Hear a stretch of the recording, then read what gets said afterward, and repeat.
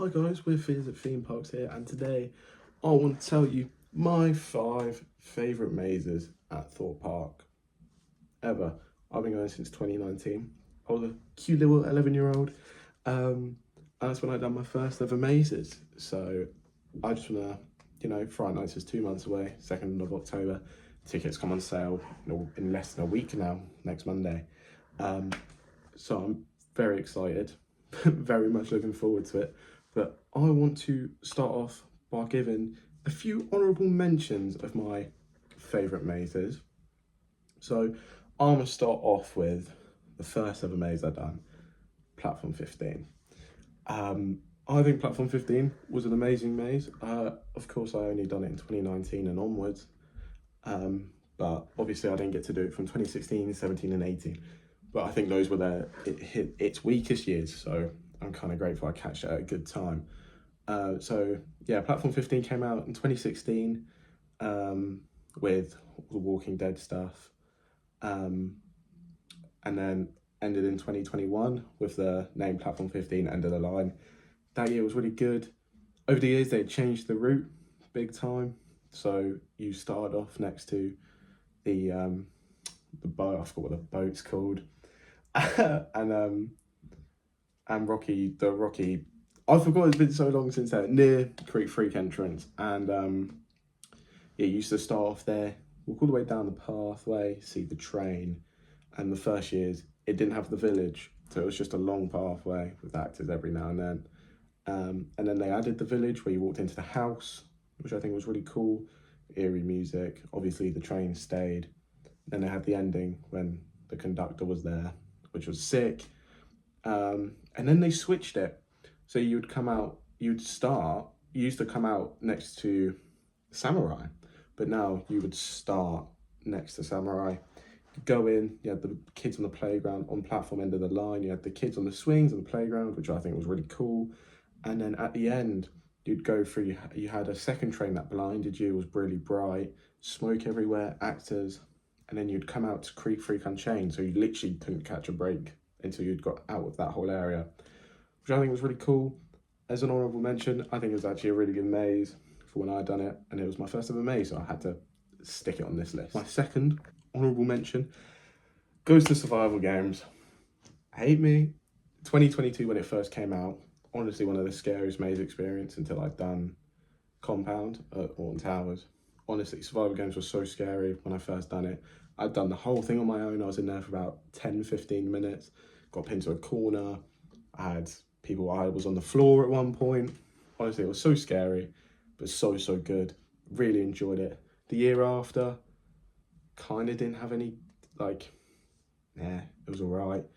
I think I was in and out really quickly, really quickly. And then, which was a shame, but it is.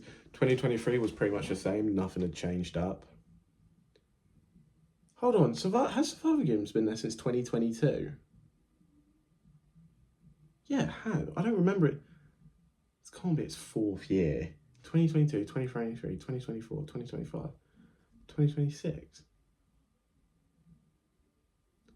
Let me do my research. I was right, it did come out in 2022. I don't remember this being its 4th year. 2022, 2023, 2024, 2025. 5th year. Wow, okay. So 4 years pretty much stayed the same. 3 years it pretty much stayed the same. They split you up. They grab you, very hands-on, grab you and stuff. And there was 2 different pathways. Left, you had the freezer room, pitch black the bathroom. On the right, you had an electric room. Someone on a platform, I'd reach over to you, and another pitch black room. And then you'd all kind of meet in the middle in a big maze. Sometimes they just lead you out, so you're in there for 3-4 minutes. Sometimes they keep you in there for ages. I had that happen to me once. I was in there for, as I said, 10-15 minutes. That was the first time I'd ever done it, which really bigged it up for me. And then obviously, because of my previous experiences with it, kind of died down a lot. But I still want to put it on here because last year they changed it into a linear route, which I think was really good for survival games. I mean, it's annoying because survival games were different because you get to pick your pathway at the end, and it was different. You had a different experience every time, but I guess it was less convenient because some people were in there for our ages, like 10, 15 minutes, or some people were in there for like 3, 4, 5 minutes. So I get it, that's why they've done it. But I think survival games this year was actually really good, or last year was actually really good compared to how it was before. But me personally, I still enjoyed every minute I was in that maze for. So it's not on my top 5, but it's definitely in my honourable mentions. So yeah, survival games, I think it was a good maze. Next on my list is actually on my PlayStation messages to myself, because I haven't got my list is here. My number 5 on my list goes to Walking Dead Do or Die. Walking Dead Do or Die first came out, I want to say 2017. 2017. It was the last year of the Big Top. And it was actually named Sanctum. And it was over where Survival Games was. And that came out not very good. Its reviews weren't as good as when it turned into Do or Die. Walking Dead Do or Die was absolutely fantastic. Honestly, one of the best mazes, I think, at the park. Before, obviously, Creek Freak, when they had got rid of Big Top, Do or Die was 100% the best maze. And then on their last year, Do or Die was even better. So when I done it, they'd split you up. So you'd sit on the bus, obviously do the whole interrogation thing, then you'd go through. And then when you get into the containers, sometimes when it's in the evening, they didn't do it in the morning. So when I think it got past 5 or 6 p.m, they would up the mazes a little bit, and then Do or Die, they'd actually split you up. So you would go through, you'd get pulled off in your own interrogation room, and depending how busy it is, depending how long you were in there for. And I think that's what made Do or Die really good. Overall, I think it's top 4. It's number 5 because I only done it twice. I only managed to get it done twice.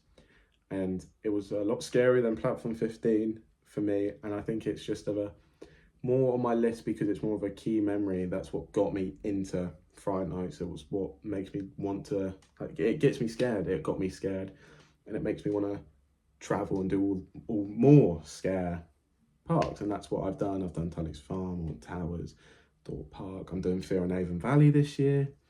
And yeah, overall, I'm really excited for it. And I think Survivor Games and Do or Die, no, Platform 15 and Do or Die is what got me into Fright Nights. So yeah, I put it on 5th on my list because it's scarier than Platform 15. I had a better experience in it than Platform 15. And I think overall it's just such a good maze. It was a very good maze from 2018 onwards. When it was a Sanctum, it wasn't that good. But when it was Do or Die, it was absolutely incredible. And I loved every minute of it.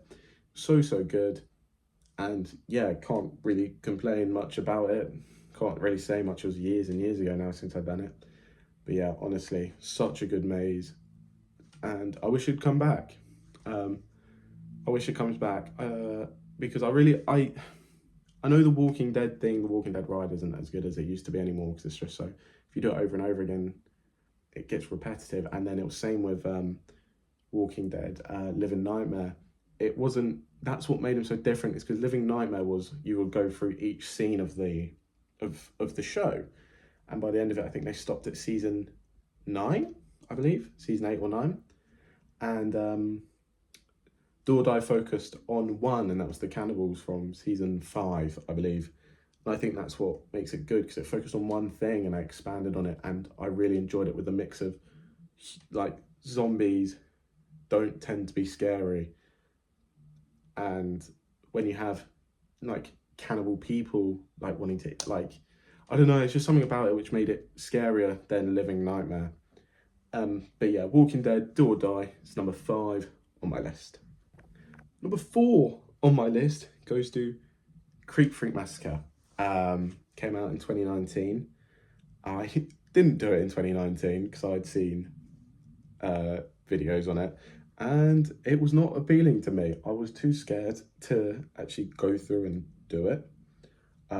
So I done it in 2021 when it came out, because in 2020, obviously, COVID, you had Platform 15 and Roots of Evil, which we don't talk about. No, Creek Freak Massacre was really good. I really enjoyed it. The first year had its best reviews, obviously, because it was the most intense Thorpe Park maze in ages, and I mean ages.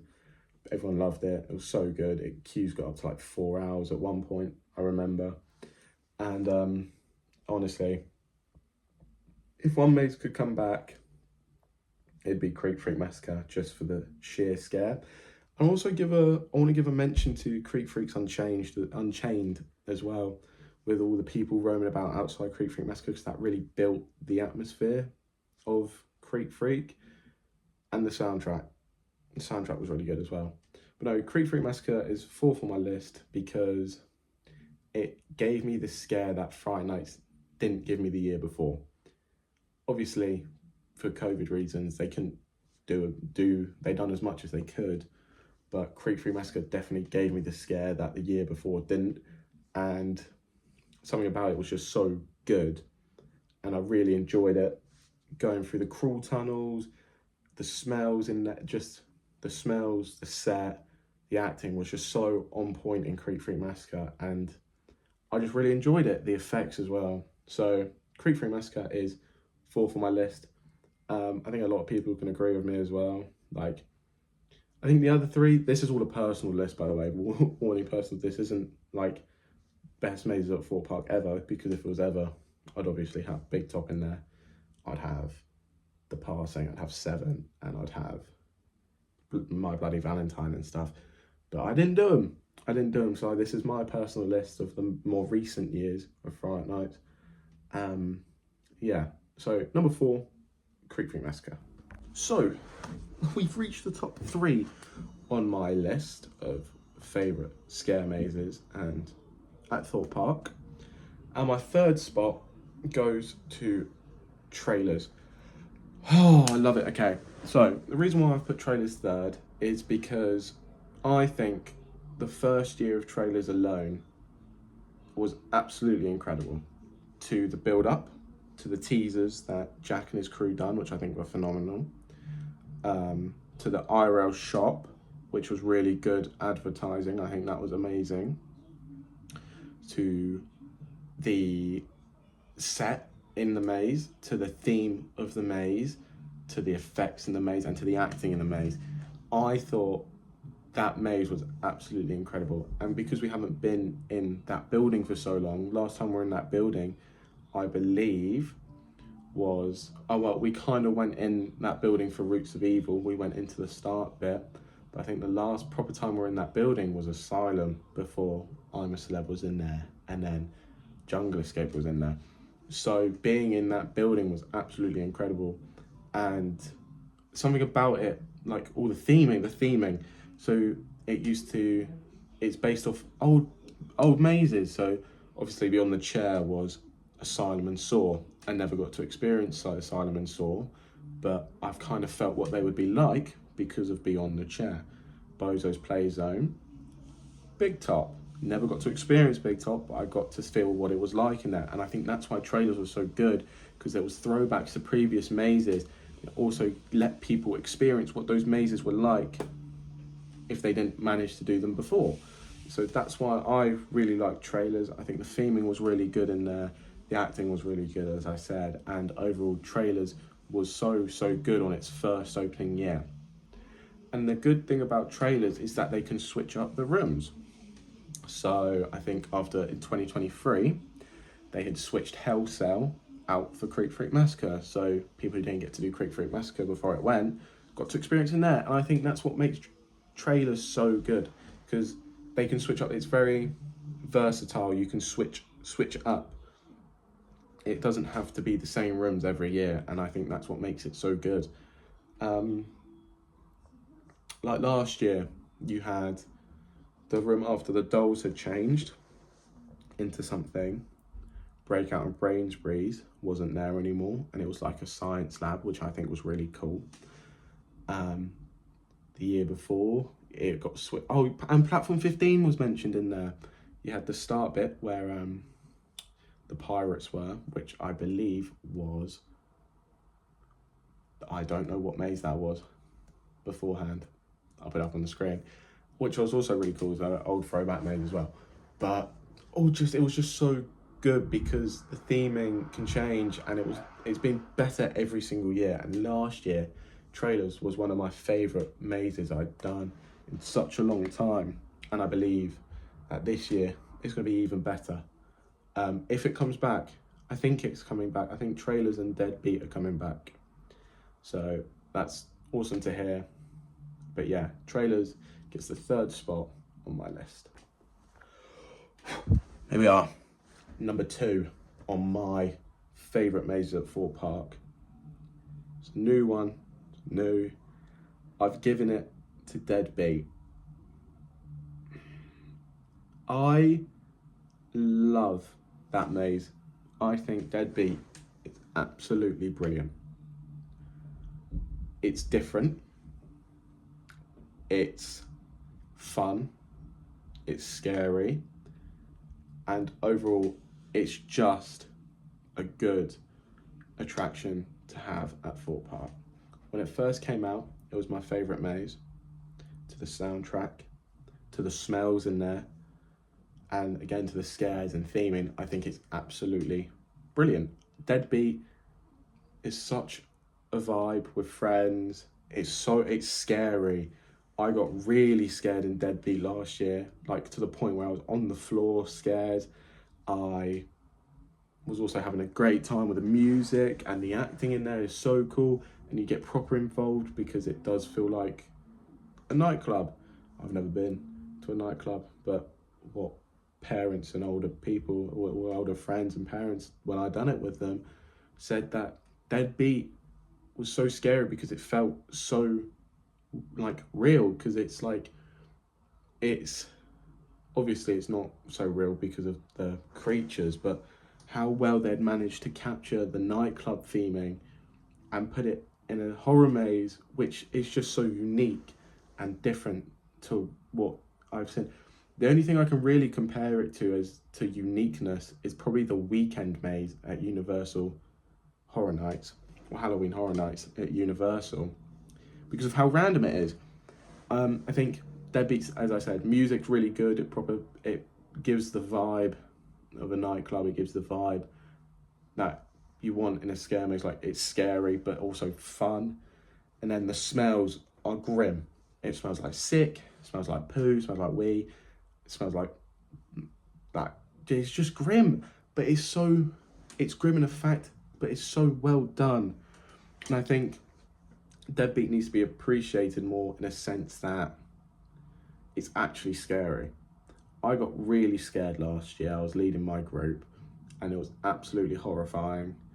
I got so scared. I got pinned to the floor. It was something about it was just so good, man.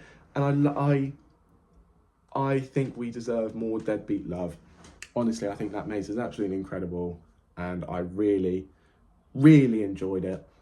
And yeah, that's why it's number 2 on my list, because of personal experience. And in year 1, I got split up from my group. They held me back. I was on my own for half the maze, 3/4 of the maze. And that, again, is just so scary. It's so good. Oh, I don't know. I'm excited to get back into it this year if it comes back. But Deadbeat is number 2 on my list. And finally, my favourite maze to ever be at Thorpe Park is Stitches. People could probably see that coming, but Stitches, honestly, is so good. The theming is incredible.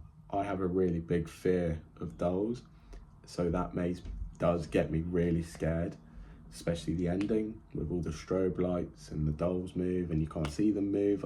That's really scary for me.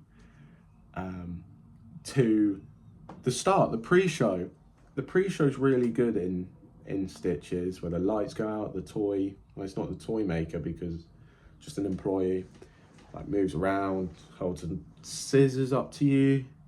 It's really cool. And then you get to tour the factory, which I think is amazing. The whole thing and how it gets more and more weirder as you go through. And I like the little teasers to, like, you've got Ken and Barbie in there, you've got the Toy Story monkey with the symbols. And there's one room that gets me every time, and it's the red curtain room with that really ugly doll in the photo booth, and it comes out, it goes through the curtains. And when it first came out in 2023, I opened some red curtains and there was the ugliest doll I've ever seen. It was horrifying, so scary. Honestly, that maze just gets me every time. It's the only maze I've proper sprinted out of. It's the only maze where, like, I've been hesitant of going through first. I hate it in a sense that I have a big fear of dolls, but I love it at the same time because it gets me so scared and so excited. And it's just so good. I like how the costumes are immense in Stitches, where they actually do look like toys, and it's scary how well the costumes look. The acting in there is phenomenal. I don't think I've ever had a bad run for a Stitches, ever. Even like in its weaker year, so I say last year was quite a weak year, it was still my favourite maze that year. It was so good. It was so good. I loved every minute of every maze I'd done. And honestly, if I could, like, act or be in any maze, it'd be in Stitches, because that is absolutely, it's just an amazing experience. It's just Stitches, it's just so good. I love it. I've always liked it since it came out. When it came out, I'd done it 4 times because that's how much I liked it. The second year again was just so good. I think the only downside to Stitches is that it hasn't received much changes, in the sense that it's been very similar each year. But honestly, I think it's still so good. So good. And hopefully it comes back this year. I really do. But yeah, Stitches, my favourite maze at Thorpe Park that I've experienced. Thank you guys so much for watching.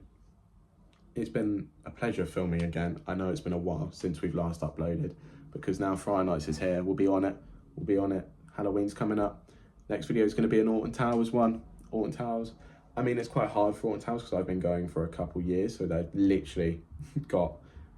I'll just rank the mazes I've done at Alton Towers, because I've only done, I think it's like 5 or 6, so I might as well. I'm going to include Trick or Treat Town and Amigos in the Afterlife in that one though. But yeah, thank you guys so much for watching, and I hope to see you guys in the next video. Goodbye.